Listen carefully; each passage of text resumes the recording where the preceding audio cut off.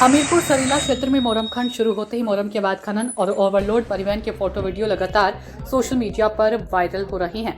Overload truck और खराब रास्तों के कारण आए दिन गांव में जाम की स्थिति बनी रहती है। विद्यालय जाने वाले बच्चे और मरीजों को ले जाने वाली एम्बुलेंस घंटों तक जाम में फंसी रहती है, जिससे राहगीर परेशान होते हैं। कई बार दुर्घटनाएं होने के बाद और प्रशासन द्वारा छापामारी करने के बाद भी सिस्टम के दम पर मोरम माफियाओं के अवैध खनन और ओवरलोड परिवहन का खेल लगातार जारी है। लोगों का आरोप है कि माफिया और जनप्रतिनिधियों की गठजोड़ के कारण अवैध खनन और ओवरलोडिंग पर प्रतिबंध नहीं लग पा रहा है। ग्रामीणों ने बताया कि सरीला क्षेत्र के इछोरा खंड संख्या 25-2 और 25-9 में अवैध खनन और ओवरलोडिंग का खेल बदस्तूर जारी है। ओवरलोड ट्रक मौत बनकर सड़कों पर दौड़ रहे हैं, जिससे आए दिन लोगों के साथ दुर्घटनाएं हो रही है। उसके बावजूद भी प्रशासन और जिम्मेदार जनप्रतिनिधियों को जनता की समस्याओं की सुध नहीं। इस संबंध में सपा सांसद राजेंद्र सिंह राजपूत का कहना है कि लोकसभा क्षेत्र में अवैध खनन बर्दाश्त नहीं किया जाएगा। जरूरत पड़ी तो वह संसद में भी इसकी आवाज उठाएंगे, जिससे खनन माफियाओं और कुछ सत्ता पक्ष के नेताओं द्वारा किए जा रहे अवैध खनन और अवैध ओवरलोडिंग के कारोबार को खत्म किया जा सके। सर, आप भी यहाँ से लोकसभा सांसद हैं, तो ऐसे में जो क्षेत्र में अवैध खनन लगातार जारी है, उस पर आपकी क्या प्रतिक्रिया है? देखिए, अवैध खनन तो पूरे बुंदेलखंड में चल रहा है।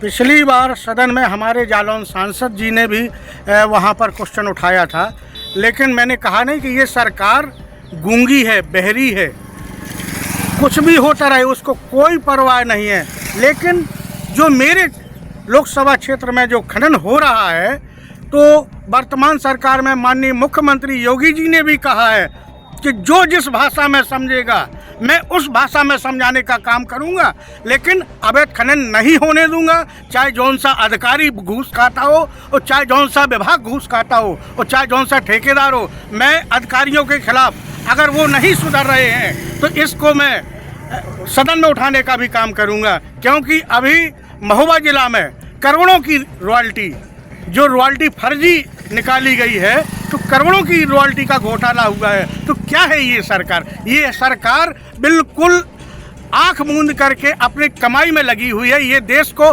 बर्बाद करने में लगी हुई है।